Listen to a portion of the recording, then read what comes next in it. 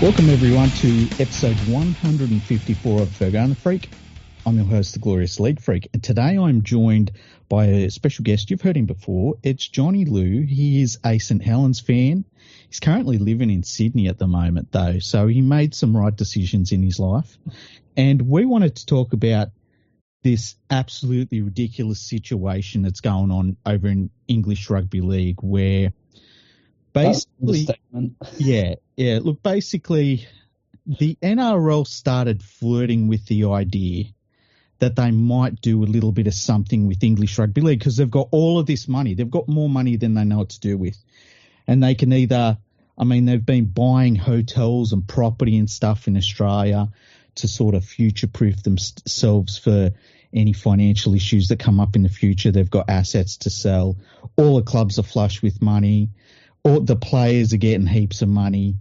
Salary cap's going up. Everything's really fine and dandy in Australian Rugby League.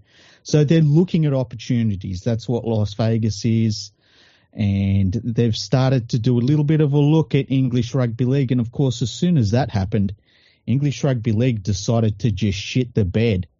And it's fucking outrageous the way they've carried on. So what recently happened was the Rugby Football League got a new chairman who was running the Bradford Rugby League Club. He's an old chairman. Hey? He's an old chairman. He was the old chairman, yep. They gave him a big payout to leave. We sacked, give him loads of money. Gigantic payout. Gigantic amount of money. Money the game didn't have in England to give.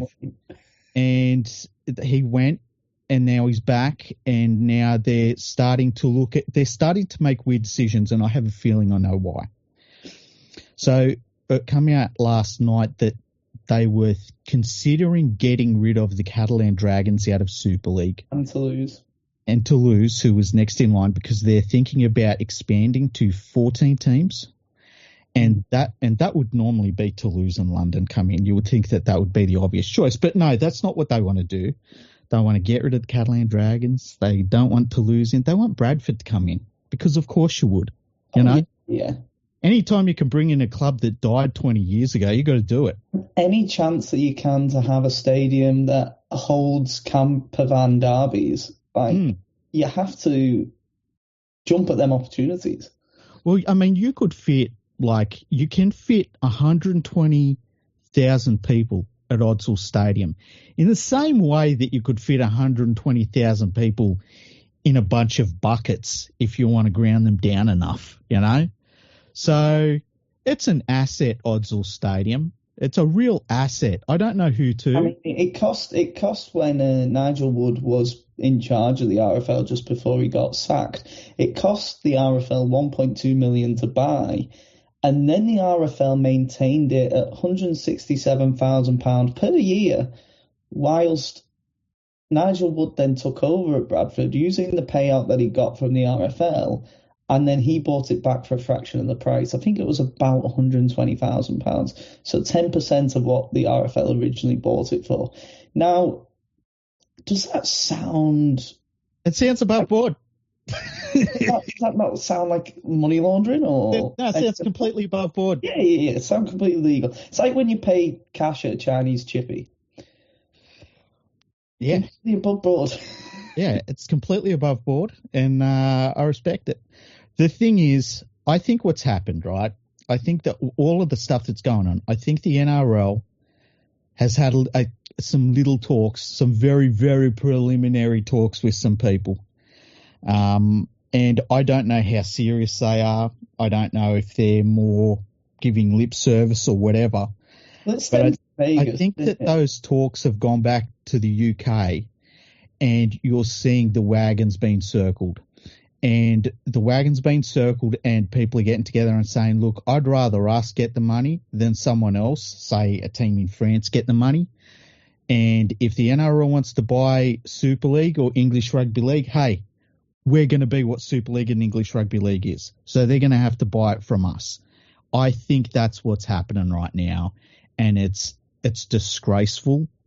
It is cynical. It is not about growing the game. It's about filling the pockets of people who run failing rugby league clubs. And I it's the last straw for me.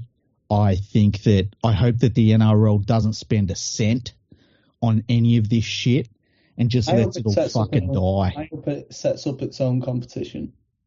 Well, that would be the thing to do. Look, if I was the NRL, the thing I would look at doing is going to the French Rugby League and saying how much would it cost us to invest in, because they did a rebrand of their national league. Yeah, it was Elite 1 and Elite 2, and now I think it's Super Rugby 13 or Super... I think it's called Super Rugby 13. Well, they did the rebrand. And the thing is, when you look at the French competition, it is probably the truest national competition of even the NRL or Super League, definitely. Where like that, the French national competition is literally a national size competition.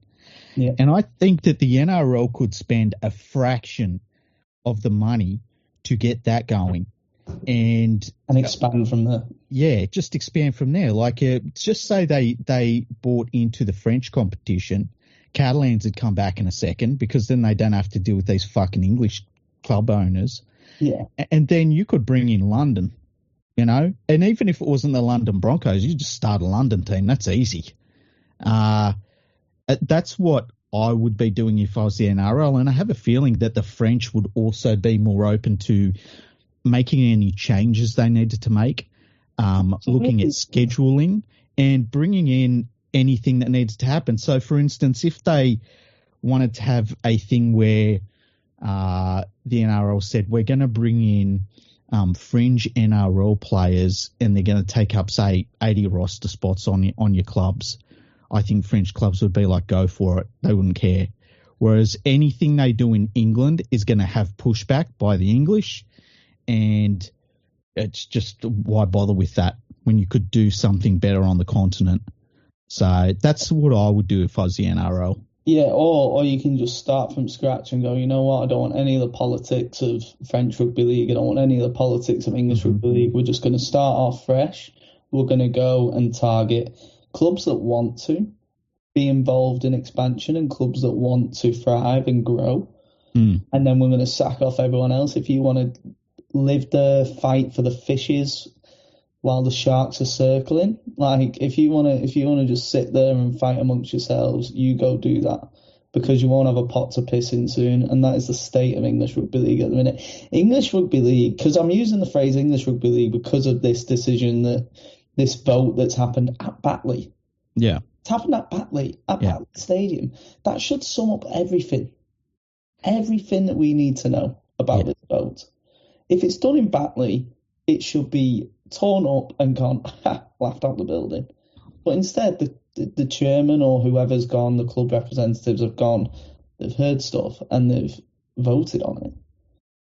It's a disgrace. And the rumoured clubs, I'm disgusted that in the article, St. Helens was one of them. St. Helens have been the pride of example with expansion. They were one of only 2 teams with Leeds Rhinos to vote in favour of Toronto Wolfpack. They've always been in favour of French Rugby League being in the competition. They've always been in favour of expansion whenever possible. So the fact that I seen St. Helens wrote down on that list as people that want them out, I was raging. I'm raging at seeing my club, the club that I love, that's always been at the forefront of big ideas in English Rugby League, to then go, nah, we're just going to sack it off. And that's why I'm using English Rugby League, because it's no longer European Super League. It's no longer that. They're too busy being self-interested, absolute arseholes of the game, that just any competition in the world have a vote as to what happens with their league. Well, look, I think that there are competitions like that. Like, it's very much part of US sports, where basically the club owners are the ones that make the decisions, you know. And then they need to do that, and it's successful. What's that? They've got a lot of money to do that, and it's successful. And that's the thing. Like, they've got no money. I mean, there was a report that came out, I think it was last week, that I was sent, that showed every single club was losing money, and that's just on the books. Hey, Was it Wakefield that made a profit? There was one club that made a profit. Oh, was it? So, like, I looked through it and I was like, but even then, that's just like the owner transferring a bit of money and then going exactly. And this is what I've been saying for so long. Like, every single club in Super League, every last one, if the owner decided to walk away tomorrow, they're not a solvent organisation and they need a new owner to step in. And we've seen that with Salford. We've seen how that works with Salford. And it's not a way to run a business. And no one has ever been in English Rugby League and has said, hey, we need to get the business under control. No one's ever thought about doing that.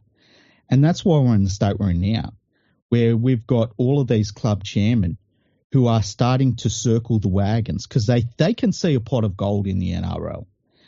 And I think what they're all trying to do is make sure they get the pot of gold and nobody else does. And, deals are being done. And I think I think that's what we're seeing out of this. I don't know that's the case, but that's what it looks like from a distance. But it can't be that because the NRL want French clubs in. The supporters want French clubs in. Yeah, but the thing is, the NRL is going to need to get its foot in the door first. Like if the NRL says they want to step in and buy a percentage of Super League, whatever that means. Sports come out tonight saying 33%, but they want full control. Yeah. Now, to me, it's the first thing you need to do is get clubs signed up to a competition agreement that's actually legally binding, because I would dare bet that it's not legally binding at the moment. And that's the thing the NRL has to consider is that they say, okay, now we have the controlling interest in Super League and we're running it, and clubs say, that's cool. We just all broke away and started our own competition, which has happened before with the Rugby Football League and Super League. Well, that had money behind it. It did. That had Sky and Rupert Murdoch's money behind it, which meant it was viable as a competition. But the thing you got to remember is that these clubs are going to gamble that the NRL is going to break and buy them, because that's the only outcome that a lot of these clubs, like the investment that these chairmen have put into these clubs have been bad investments, because the clubs aren't really worth much at all. And so if you can get an amount of money for your club, if it joins, say, an NRL Europe competition, then you make out on your investment, right? And I think that that's the goal of these club chairmen. I think that they're getting themselves in that position where they can. Sorry? It's a good point, actually. I didn't even think of something like that. Yeah, I think that's what they're doing. It doesn't mean it's right. It doesn't mean it's going to work. It would make sense why Saints maybe have changed tactics. Well, you think about, like, look, if things keep going the way they're going in English Rugby League, there's going to come a point where these clubs are only worth the logos and the colours. And I think if it gets to that point, the only people are going to be able, some of these clubs will be able to sell to is the Rugby Football Union. And it'll be like Leeds St Helens and Wigan. And they might be able to sell their IP to the Rugby Football Union, because the financial collapse of English Rugby League's been going on for decades now. And it's just getting worse. 50 years? Yeah. And it's just getting worse and worse. So I think that they see this as a bit of an end game for themselves. The problem is the NRL, if they want to have an English Rugby League competition or a European competition, they don't want towns. They have to have cities. Yeah. And the fucking hilarious thing to me is when you point that out to a lot of English fans, they say, well, you can't just plonk teams down and they work in cities. And it's like, okay, let's plonk a team down in Huddersfield for 120 plus years and see how that goes. Oh, that doesn't work either, you know? So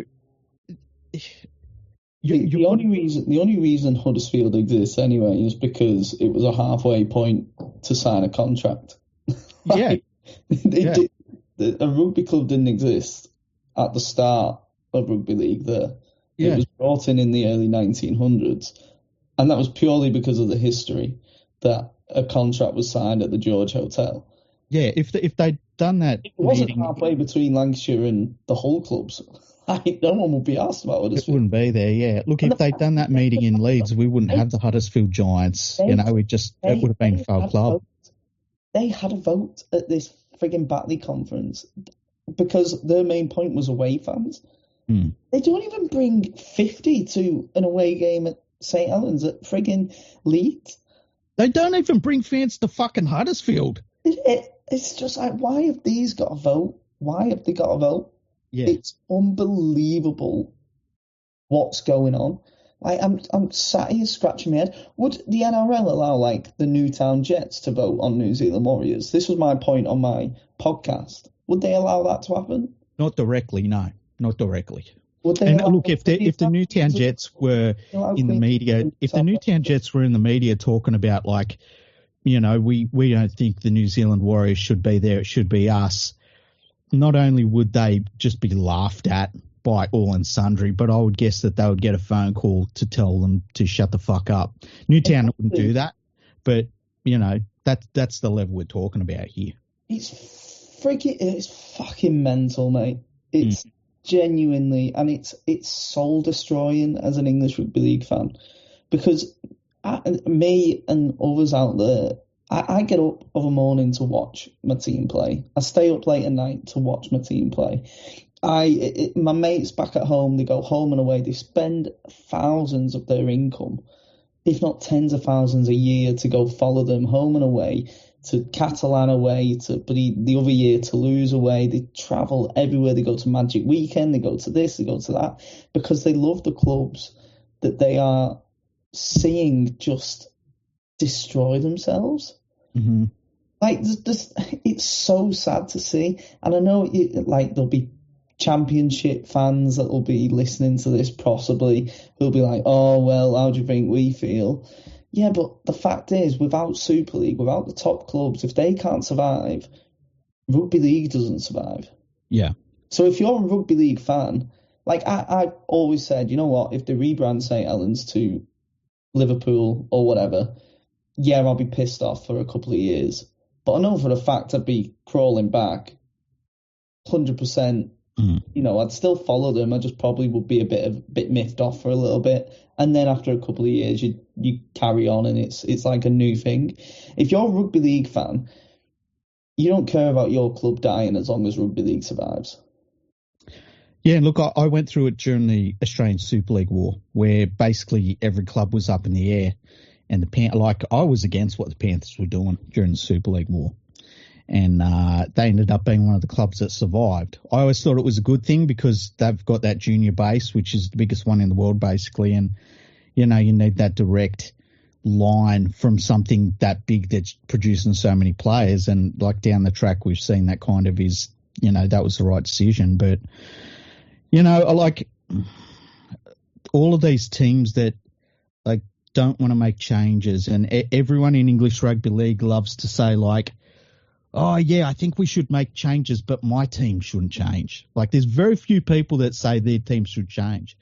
And, like, you use St. Helens as an example. Like, if the worst thing in the world, if the very worst thing that happened to English Rugby League was that St. Helens called themselves Liverpool and they ended up playing games at, say, that stadium at Everton going forward in, like, 25 years from now or something, would that be a terrible thing? Like, would that be the worst thing ever? Or is the worst thing ever that, like, St. Helens Rugby League Club just sort of fades with the rest of the game over in England and dies away? Because I know which one I would rather see happen if it was choosing between those two, you know? And I'm saying that as a Man United fan. Hey? And I'm saying that as a Man United fan. Yeah. It's... Like, that it sums it up, really. But it's like you've got teams in West Yorkshire, like that West Yorkshire mentality of, you know, it's our way or the highway, and that's always been the West Yorkshire mentality. When we had to renew stadiums, all the Lancashire clubs did it, but it nearly bankrupted Salford. It nearly bankrupted Widnes. We all got new stadiums. Look at the West Yorkshire clubs. Look at Castleford. The stadium's still not renewed. That was in 2000 5 we all got told, if not a bit earlier. Look, you've got to renew your stadiums for the modern age.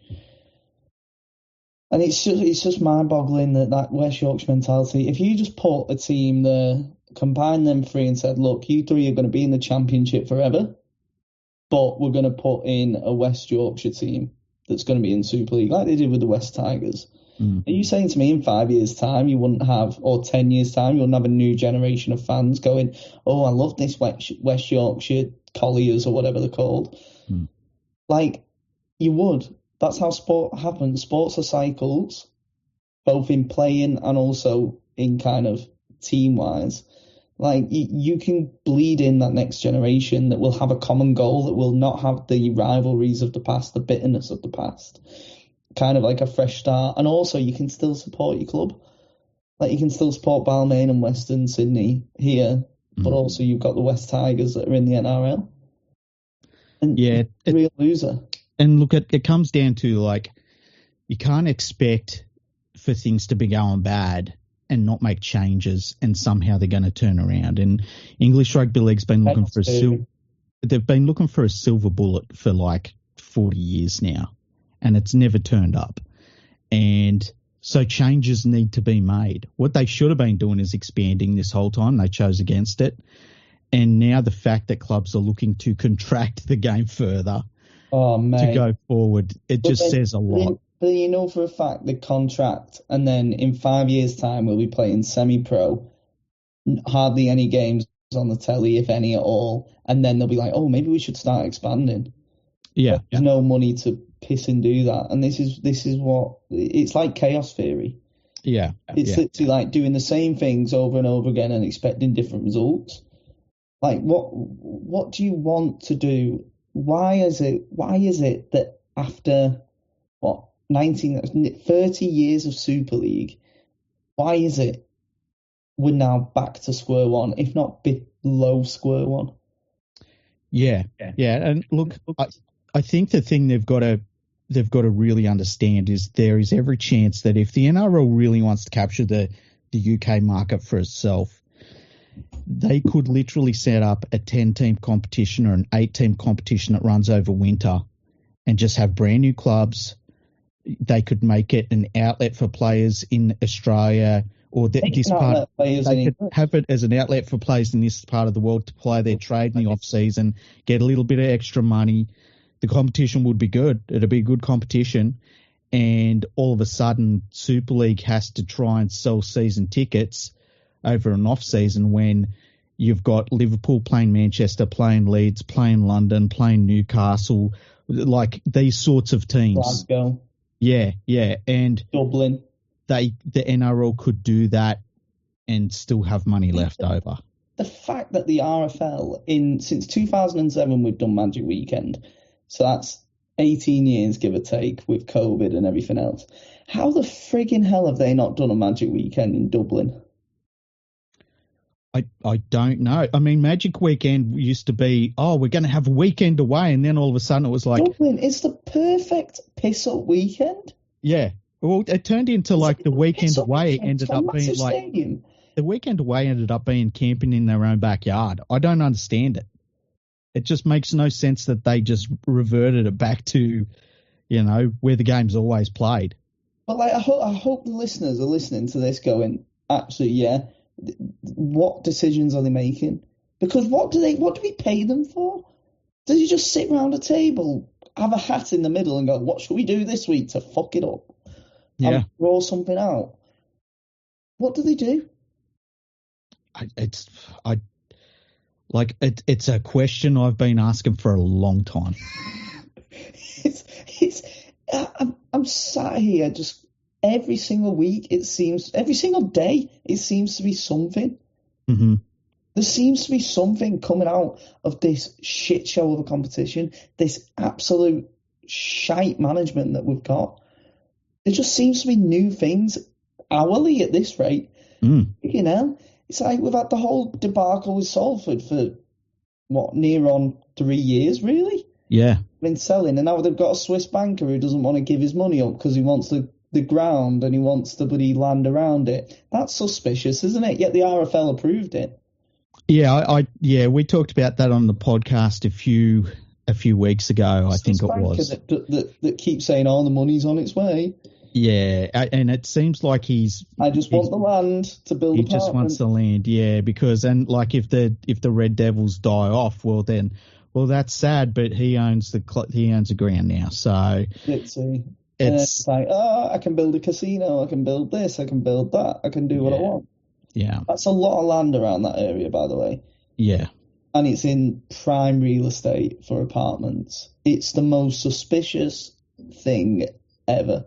Look, I don't even think I just think it's good business. It's good business for him, but yeah, who's approving this? That's the thing. It's like you can't approve something like that as a sporting administration and be like, oh yeah, we'll let everything else fall by the wayside, and then you end up with the land anyway. Like, we're just lucky that Salford Council actually own it and are like, nah, fuck you. Like, it's a community stadium. It's not for real estate. So hopefully they've got a backbone like the RFL don't. It's been decision after decision after decision. They brought IMG in, but yet every decision IMG want to do, the clubs go, nah, we don't want to do that actually. Yeah. Oh, right, okay, RFL, this is what we think. Oh, the clubs have voted against it, so we can't do it. What? I would guess IMG, like, they get paid a fee by the Rugby Football League for what they do. 435,000 apparently. Yeah, and like, I always wondered what the deal was with IMG, and let's face it, I mean, they're getting a lot of money to put a club table together for clubs to maybe go by and maybe not go by, and IMG would happily sit there for the rest of this deal and have the clubs just ignore what they say if they pay the IMG their fee, you know? IMG is not getting paid on outcomes. They're getting paid on the contract. They get paid a fee plus if it's profit, they get 10% of the profit. Yeah. But they've tried for 2 years. They've realised they're not getting through to these thick people, and they're just like, well, I'll just get my fee then. We'll just get the fee, yeah. And so I understand what they're doing. The thing is, the NRL, you know, the problem that is going to be the case is that every single dollar that the NRL spends over in anywhere, absolutely everywhere, and that same thing happens in Vegas. There are a lot of shareholders in the game in Australia that sit on their various boards, including the Australian Rugby League board, who want outcomes. And, you know, the outcomes for the Vegas situation at the moment are still a little bit up in the air, but the game has enough money that we can try things like that. When you start putting money into a different country to develop rugby league over there, you're going to have an outcome which... Well, the outcome they want is a stronger international game, which I'm all for. I don't know that that's the outcome they necessarily want. I think that what they want is to set up... publicly. I think what they want is the revenue stream from new broadcasters in the UK. Because if you set up a good product, a good rugby league product in the UK, you will get viewers. The problem is you've got to give relevant content to the whole nation for them to be able to watch rugby league and say, oh, I've got a stake in this, rather than switching on the game on Sky and being like, oh, it's Salford versus fucking Castleford. This will be awesome. Who gives a shit? You know? So I think that the NRL is looking for the broadcasting revenue from a European competition that they could siphon some of it back to Australia. And that's a nice goal to have. But man, you've got to be looking at least 10 years before you even get anywhere near sort of that. I know, and that's the thing, and you've got to be... That's a long-term investment. You've got to bring money back from the UK pretty quickly for Australian stakeholders to be like, yeah, let's keep doing this. Yeah, and it'd be £10 million. That's $20 million over 10 years at least. At least. Yeah. You know, we make a loss on average of about $500,000 a year. So you've got to counteract that loss plus pump more money in. So... like, it's a huge commitment for the NRL. If there is a long-term goal, then Great. If it is, we have a stronger international game, which also increases TV revenue, because if the NRL take over the International Rugby League, they can then go, right, bang, this is how we make more money. Stronger international game means you have them stakes like you was on about, which means that do what rugby union do. Make it an international comp. No one really cares about the domestic comp as long as the international game's strong. Well, the thing that the NRL's long-term goal is definitely to have the NRL as this giant competition, and if you can set up some sort of competition in Europe that is strong, you can eventually, say, bring in some of those teams into our final series, and all of a sudden you're starting to look at having a worldwide league. Well, then on some level, you could have like a Champions League sort of format rather than bring them into your finals. Make it like, so you're like on about like the Super Bowl sort of thing, Comp A, Comp B. A little bit. So I think what we'll end up with West Coast. What we'll end up with in Australia is a couple of different divisions, so that it makes the draw easier to do. Yeah, if you get down the track where you can have, say, Division A and Division B of the NRL, and then you've got this European competition you've had set up for 15 years, and you can make that Division C, and you don't have to do a lot of travel to and from. They can all be a little bit separate from one another, but come finals time, you run the finals over 6 weeks. You basically have the same sort of format we've got now, top 8 or whatever, and you run it like that. I think that's maybe the long-term goal. But, and then from there, obviously, as you say, you get the NRL running the international game as well. So it's going to be set up and run a lot better, and it's also going to be that soon, because that's the main. Would be the main source of income if they were to take over the English Super League. Would be the international game. I think the thing is, though, that because it's got the potential to be huge. It does. The problem with the International Rugby League is because a lot of the strongest countries are Pacific Island nations, there's not a huge amount of broadcast money you get out of those nations. Australia, the money is in the club game, just because of the volume of club games compared to internationals.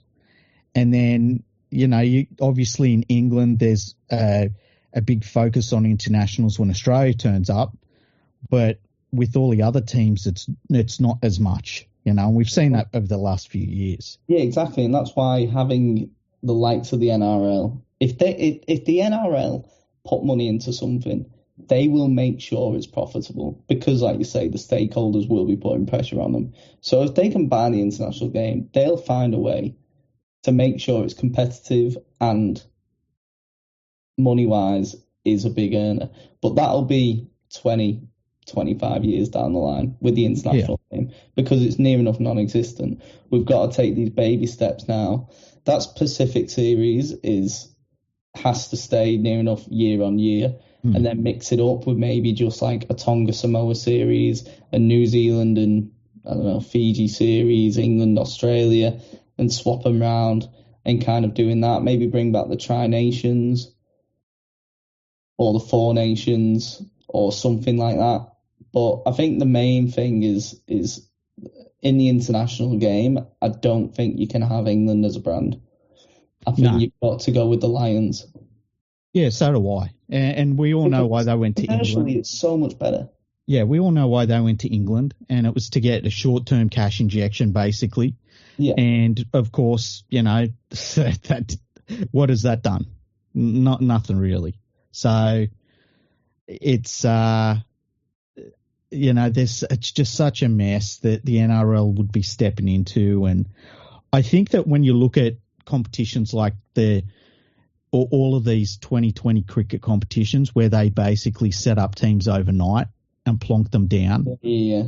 And then we have a similar situation where we did that in Australia with soccer, with the A-League.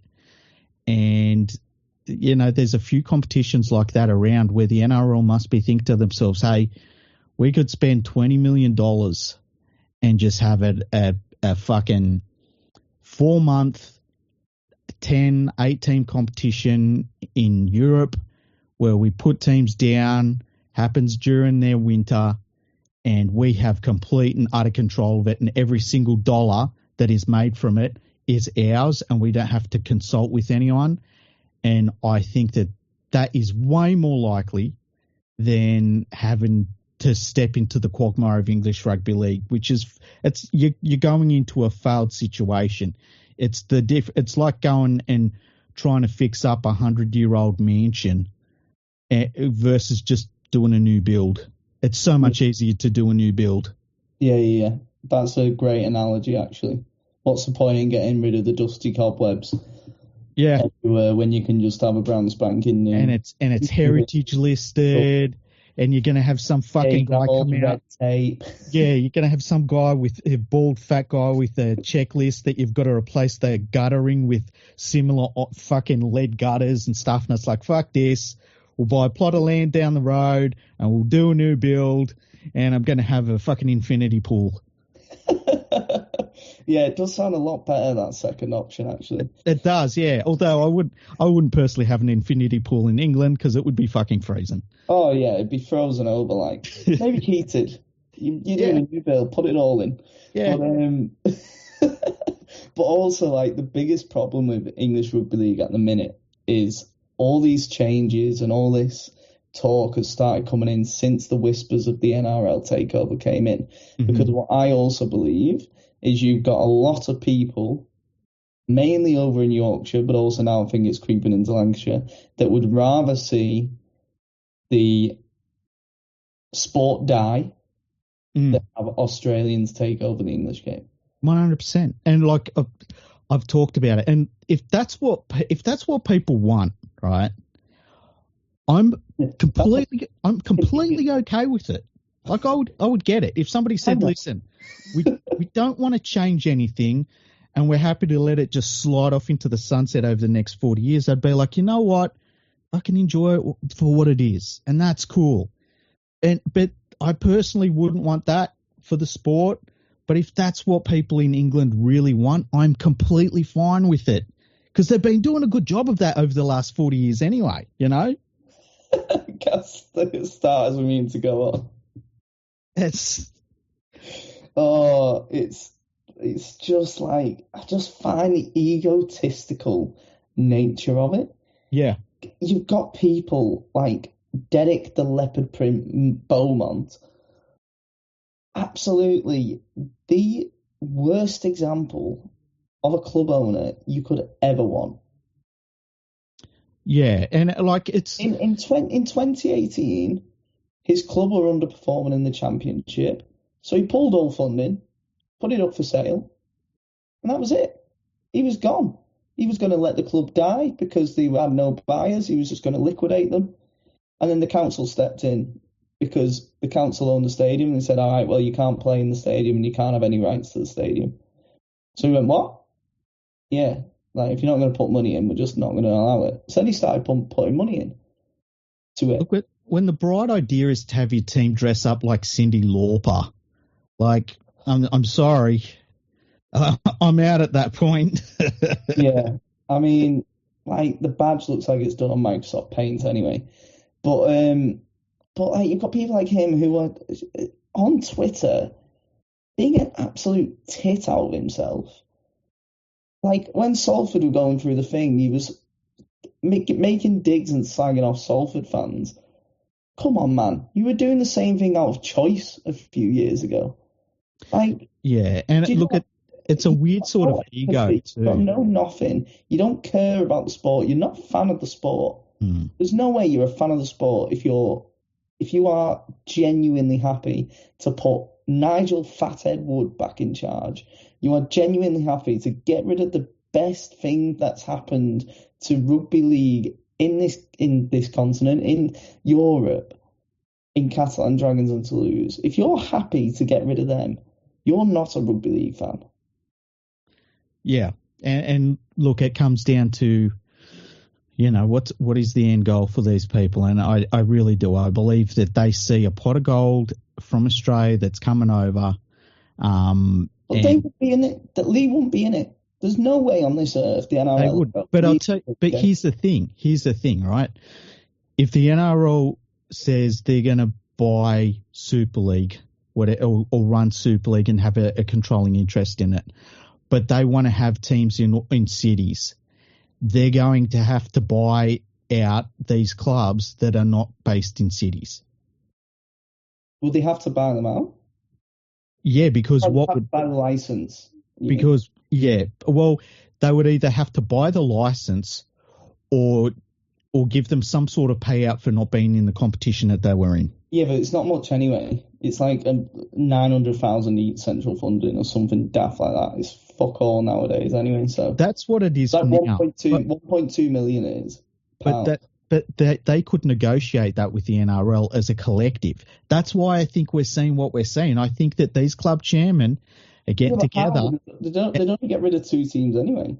Yeah, but I think that these club chairmen are getting together.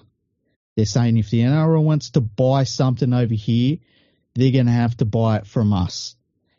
And if the NRL comes in and says we want only a 10-team competition, then they're going to say... And if they kick out the French teams, they'll put in 2 English teams in. And if the NRL want to put the French teams back in, they'll have to kick out 4 teams effectively. Exactly. And so what happens to those 4 teams? Well, they would only want to leave for a big payout.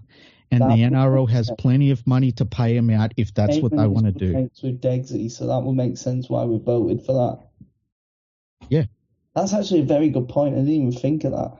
Yeah. I think that's what we're seeing. I think that's good because you obviously, you don't care, so you just took a step back and you're seeing it all. Like, for me, I'm just like, what's going on? Whereas, actually, that's a very good point. Well, look, it's the only reason why I could see them making these sorts of decisions, because otherwise it makes no sense. Like, if I was a club... It made no sense to me until you just said that, to be fair. Well, look, say I was a club that I knew I was no chance of being part of a brand new competition that was being set up. I would want to get somebody in controlling my side of things that knew how to get a giant payout no matter what their outcomes were before they left their post. Oh, and if anyone knows that, it's Mr. Nigel Fathead. Exactly. Oh, mate, this is actually genius. Yeah, it's like, look, there's a lot of people that own Super League clubs that have a lot of money. They're not stupid people, right? Some of them have lucked into things, but even then, if you've got some money, you're not stupid. Yeah. And so I think they're positioning for a negotiation, and that's what I think we're watching. That's such a good shout, you know. The problem is, if they negotiate too hard, the NRL can just say, fuck off, we're doing everything ourselves. Peter V'landys especially. Yeah. He does not take no shit. And that's the risk they're taking.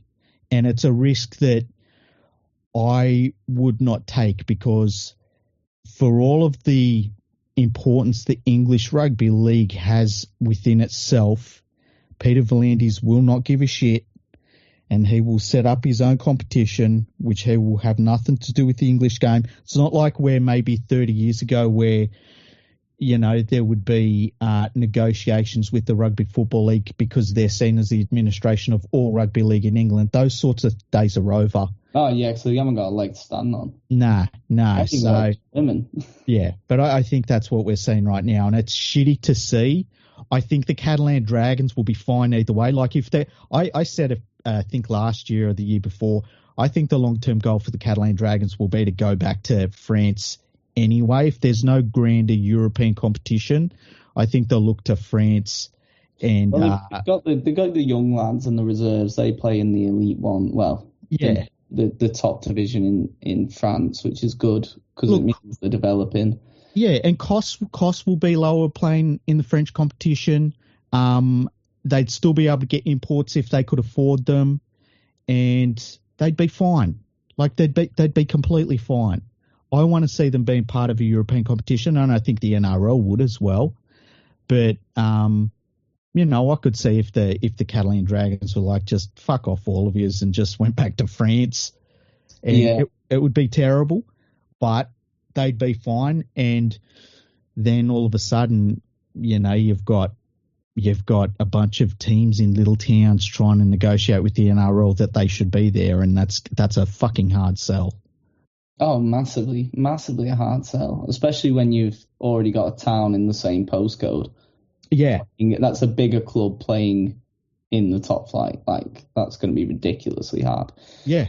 Like, you've got no selling point at all because there's nothing to sell. And it's like you said before, what are the NRL buying into?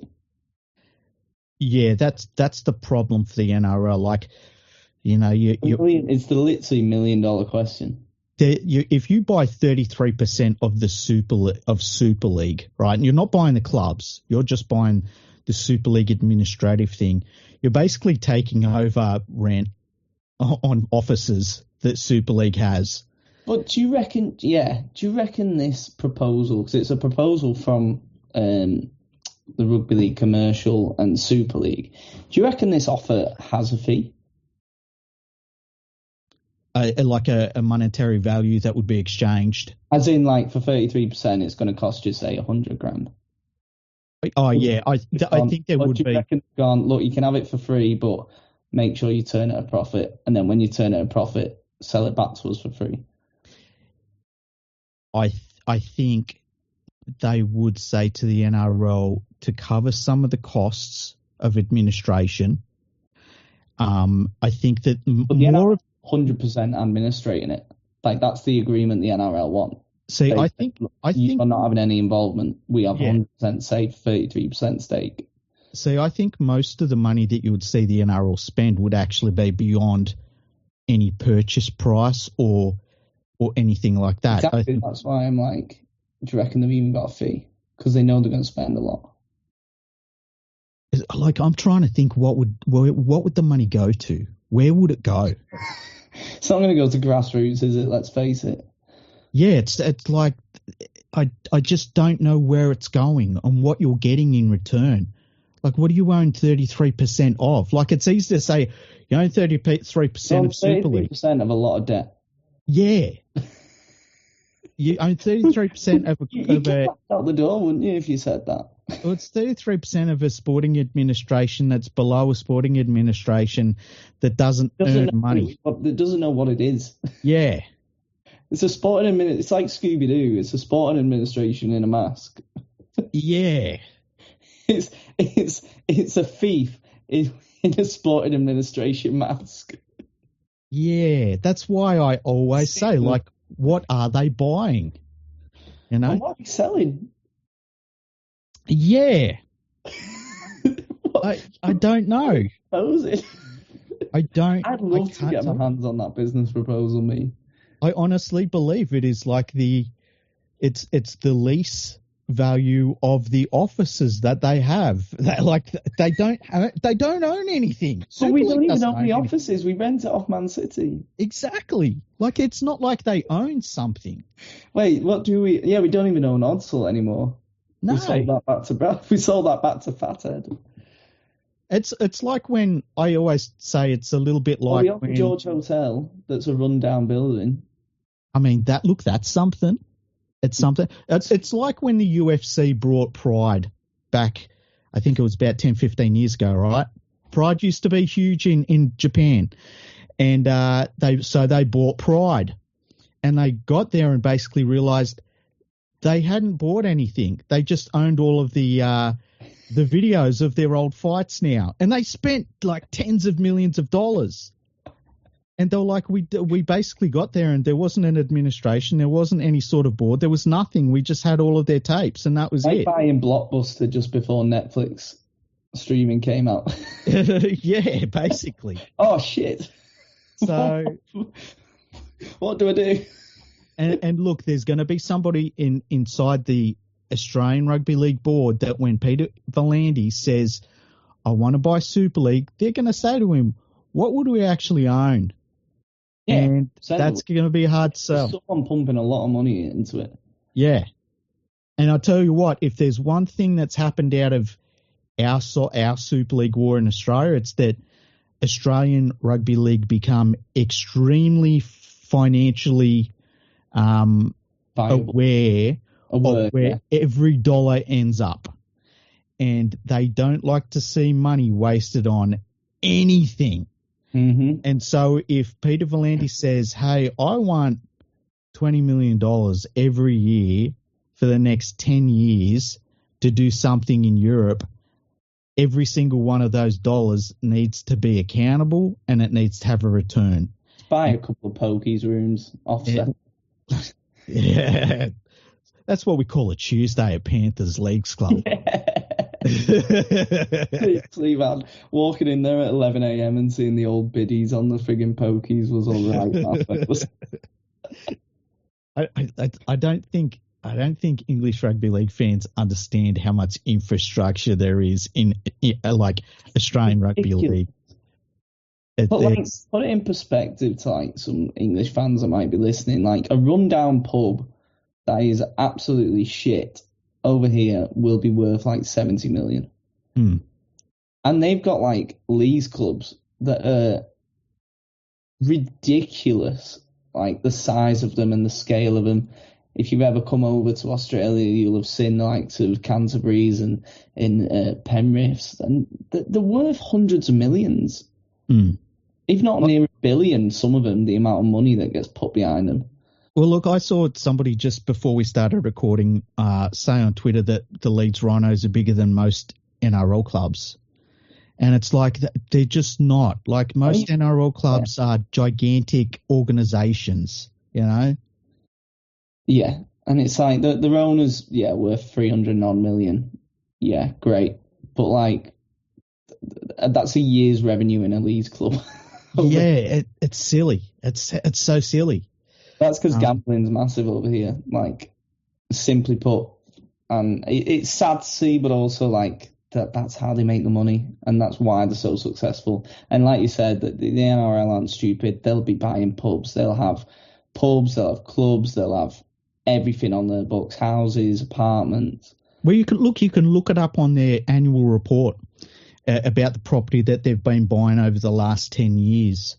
I know that they were looking at surplus, haven't they? That they just don't know what to do with. Yeah, I think last year it was 60 million from memory. But they expected about 100 million this year, which is why they're like, because PVL said in his interview, was like, look, we'll probably have 100 million surplus. We don't know what to do with it. Yeah, and look, when we get the next TV deal, it's going to be more. What a weird scenario. Like, we don't know what to do with this 100 million. Talking about rugby league. I think English rugby league fan, that's mind-boggling. Yeah, look, I think what will end up happening is, like, I think they'll start investing in the few stadiums that will need investment in, and there's not a great deal of those left in Australia. So I could see where, like, once we get the new TV deal, you might see the NRL look at the Penrith redevelopment and say, we'll tip in $100 million to finish that stadium off in terms of enclosing it. Yeah, right? Yeah. And maybe projects like that, where, and then from then on, they would get a return on their money from the club from ticket sales or whatever over the next, like, I don't know, 50 years or something, because it's not like anyone's going anywhere. So I think they'll do some of that. I think they will eventually they're going to do some sort of extreme expansion where you're going to see a team put somewhere really strange, like, say, for instance, like Japan or something, where it works for the time zone, but they're trying to get a new TV audience, or they're trying to get into a gambling area or whatever, you know, and they'll have that money to just go, bang, here's 20 million bucks. Hey? Hawaii. Well, that's what I want. I know. My Honolulu dream. But they'll have that ability to do that, you know. So I'd love for them to do it in Europe, in a case of if they do settle their own competition, and, you know, they've got the foundations. Is we've got the 10 teams here, right? Amsterdam, do you want to come in? Dublin, do you want to come in? You know, do you want to come in? We've got the Balkan Super League there that's having a bit of a rough time at the minute, but on their national television in Bulgaria, free-to-air TV, they have the Super League. They have the NRL. It's one of the top-watched sports in Bulgaria. Why aren't we going to like Red Star Belgrade and in Serbia as well, where it's popular? It's on free-to-air television there. Why aren't we going to like them and going, oh, come on, come join us? Like, that's what the NRL would do. That'd be their way of expanding. They'd be going to them teams and going, well, you're associated with a really rich football club. You got a big brand. Do you want to come? And let's test the waters and see what happens there. Or maybe even if they just buy the Balkan Super League, buy the French League and make one massive European competition. And that wouldn't cost much money. Oh, it costs peanuts. Yeah. And then go to the English teams. Do you want to play? Haha, fuck off. Look, the only team that the easiest one that they could get is just London, because you'd buy London for cheap. Yeah, and just bring them across. Imagine like you said, that an 8-team comp, say, over winter. London, Amsterdam, Barcelona, Paris, Belgrade, Sofia, couple others like that. Like, imagine like a full European competition. Obviously, -40 in Belgrade in winter might be a bit of a trek, or a bit of a hassle. But just imagine a team competition like that. I know it'd be a dream, and it's a bit of a pipe dream, but a little 8-team Super League like that, I'd watch it. I think most people would, especially if they set it up because it would be our summer over here. If they set it up for TV times where you could say wake up on a morning, like say, because I'm trying to think of what it's 11 hours during summer and winter. Yeah, during summer. 11 to 10 hours. So. It'd probably have to be a early, like afternoon games over there, early afternoon games. Even like late morning. Yeah, late morning like it'd be all right. 10 a.m. even, half 10 and half 12. But if 8 p.m. and 10:30. If they set up a competition like that, I'd watch it, And also you could have NRL stars going over if they didn't put a salary cap on and they were just like, look, We'll have affiliated teams, so like Dolphins, you can send a few of your young guns over, or you can send a few of your young lads come play with these and develop it from the ground up. That would be interesting to see. Yeah, because there's like hundreds of very handy rugby league players in the junior systems through Australia, New Zealand, and the Pacific, who if you gave them that opportunity, they'd be right onto it. And it's a chance to draw it for free. Exactly, and it's a chance to put yourself in a shop front for NRL clubs. So, I mean, if you think it's like junior refs coming through and having them going over and valuable experience, and it'd just be such a good thing to see. Exactly. Look, if you think about the ability to set up a competition overnight and have it run and be a success, just look at the old national youth competition we had a few years ago. Mate, that used to be class. It was amazing, and that was set up to be awesome to watch. Yeah, and it was set up, it was run, it was all junior players, people watched it, and it was almost too successful. That's why they shut it down. So the NRL has experience in doing that, and I think they could do that over the course of a European winter and make some noise that way. Because they could test the waters out there by doing that, and then go, right, now we know there is a proper market. Bang. Yeah, and then they've got the ability to go to the Super League clubs and say, we know what you wanted, but we don't need you. But if you want to join our competition, you can. Yeah. And then or any fees. So you got a 14-team comp. Exactly, and then you're on your way. Exactly. But it needs to make money because. But even if they want to go through the summer route, like just set up your own comp and then just go put the feelers out to the top 6 clubs. Go, right, do you want to join us or not? Yes or no. 90% to 100% of them top 6 will say yes. Great. Toulouse and Catalan, you're definitely in. You need a French derby. That 2013 year, 2023 year, sorry, when 2022, sorry, when Toulouse and Catalan were in, was so good because it was so marketable. You had the French derby that you could market well, and then you had every other derby that you could have. It was just unreal from a marketing perspective. So you go to them, 8 clubs, right? You guys are in, right? Other 2, tell me why you should be here. Obviously, London's a dead cert, and then it's a toss-up between the others. 10-team comp, and then just go to the RFL, right? You guys manage it like you do the championship. Whoever's the best after 3 years, if they're marketable or they're right for us, we'll invite them to come and do it like that.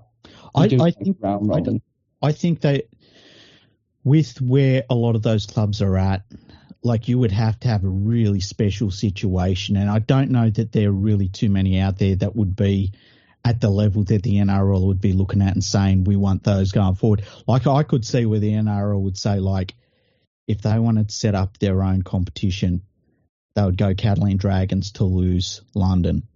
I think another team they might want is the Toronto Wolfpack, to be honest, because that was fucking great.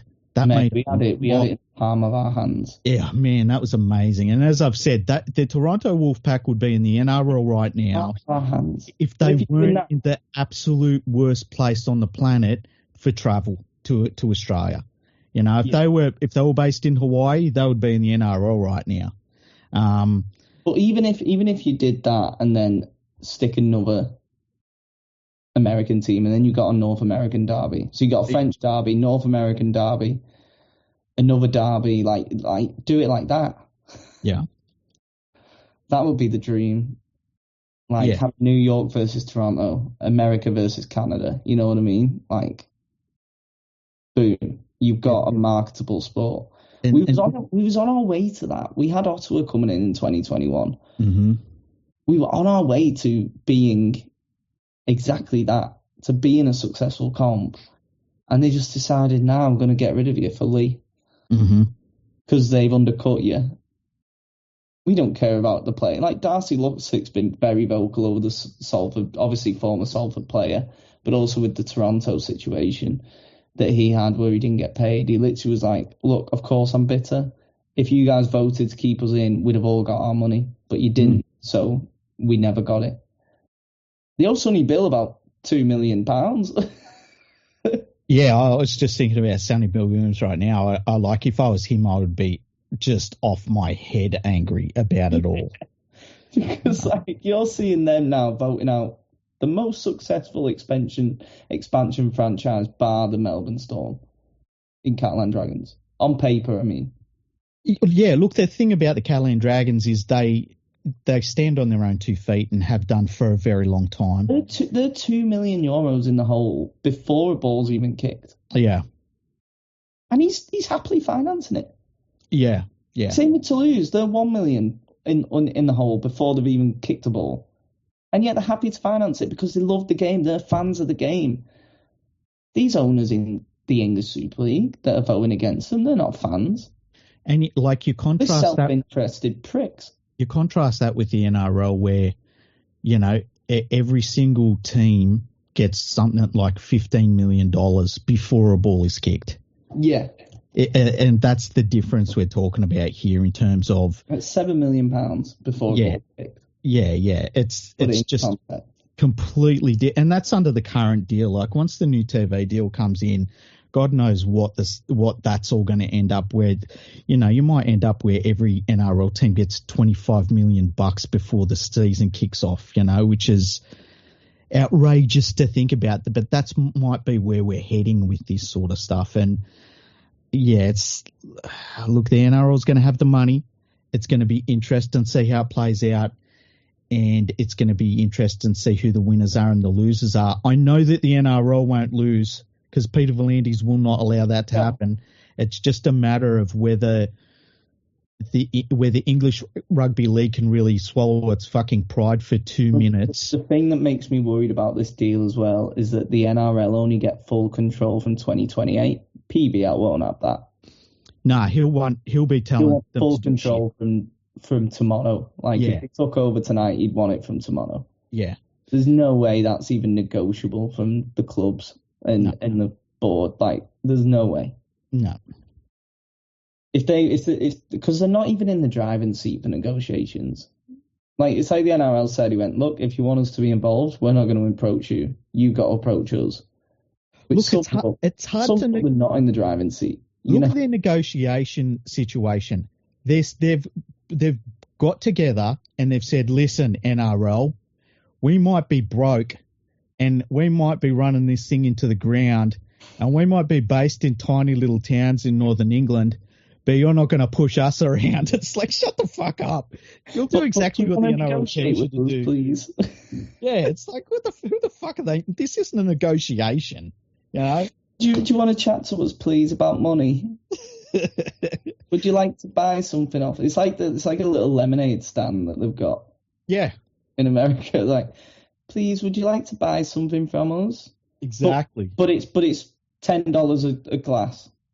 I'll give you $1. I would bet you money, right? There are Super League clubs right now that would have a dollar amount to literally fold tomorrow. If you went to certain clubs and said, we'll give you $2 million in the hand, I bet they would say, we're finished. Here's our license. We're done. You know, there's no need to name teams. Castleford.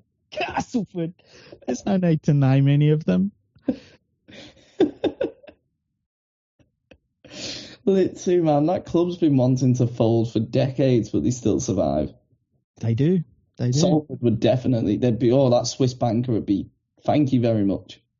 I remember 20 years ago, at least, saying, how come Wakefield and Castleford don't build a joint stadium that's a nice size, that they share costs on and they share like revenue on, and it'd work perfectly for them and they could still keep their own teams. And people were like, I'm not paying half my games in their stadium. And it's like, you fucking people, and look where they both are. They're still both treading water. Yeah, at least Wakefield have a lot of money now. They've got a good owner who's cash rich, which is good. Like the stadium's slowly being redeveloped, but Cass put in posh seats for IMG points, and they got a thumbs up. Look, me and Andrew the other week got points for that. Me and Andrew the other week where we found that picture of the big screen at Odsal Stadium, and mate, we were fucking laughing our asses off. Screen telly that they've put on. It is literally like, I don't know, an 85-inch flat screen TV on bungee cords. It's fucking hilarious. The ref would have to like go up and squint at it to try and see. Yeah, it's so bad. Amazing. So that's the one at Odsal, isn't it? And it's that, like, it's a massive stadium. The screen has to be twice the size of a normal big screen for it to be seen, and it's just this little. Well, I told Andrew about it at first, and he couldn't understand. Because over here we've got a couple of stadiums where they have those giant screens that they have on basically the back of a truck almost. Yeah. And so he was picturing that, and I'm like, no, you don't understand. And so I had to show him, and he couldn't believe it. He could not believe it. Yeah, but they got big screens, so they get IMG points. And that's the thing. That's why they did it. With that checklist it's a checklist. So all clubs have done is they've done the minimal amount to tick boxes. Mm. If there's anything English Rugby League loves to do, it's tick boxes. Mm. They've been doing it for decades. Yeah. Tick boxes, keep treading water, keep surviving. But eventually, you're going to stop treading water. Eventually, that pen's going to run out of ink and you can't tick any more boxes anymore. And eventually, you'll be part-time again. Because that's what we're doing. We're going straight to part-time at the minute. Yeah. And the moment we do, is the moment we're done. And it's like, you've got to wonder, like, what warning signs need to happen? Like, Bradford dying should have been a giant red flag, and it wasn't. One of the most successful clubs in the league folded in front of the very eyes. Not once, not twice, nearly 3 times. Mm. Like, it was like, oh, we're going into admin. Oh, no, we got owners. Oh, no, we are going back to admin. Oh, no, we got new owners. Oh, we're getting relegated. Oh, Nigel. Yeah. And like you look at that, and you look at what's happened to Wakefield over the years and Salford, and it's just one after the other. I mean, I think that even Hull last year got pretty close, and there was, yeah. There's never a sign where somebody says, "Oh, this is too far," and that's the problem with English Rugby League, is that it just thinks that everything will be fine, and it doesn't realise where it actually stands. And yeah, well, I guess we'll see what happens though with all of this. It's been good having you on the podcast. Have you got anything you want to plug? Rant and rave. I mean, I did my own little rant and rave. This kind of triggered this podcast when I messaged you. Yeah. So check us out at the Ramblings of a Saint. My latest podcast is it's less conversational, more just me letting off Steve. It's like a what is that, a 20, 30-minute monologue? Yeah, 28 minutes and 32 seconds, I think, of just utter. There's a lot of pauses to let you guys think, because I just couldn't comprehend what was going on. I was just absolutely livid. The more information I got, the more angrier I got, the more it festered in my brain. I was like, as soon as I got home, I went, I'm recording this because something needs to be said. I'm fed up of. It's more just a rant. If you don't like Derek Beaumont, it's a bit of a rant on him. If you don't like the way St. Helens have gone about it, it's a bit of a rant on them based on reports. Gotta say based on reports, just in case anyone doesn't like me saying that. So yeah, check it out. It's been fun having you on.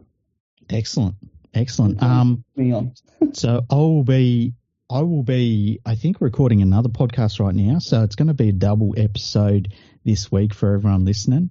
I hope you've all enjoyed it. Thanks for coming on, Johnny. And it's all right. Cheers for having me, Freaky. Excellent. We'll catch all of our listeners very soon.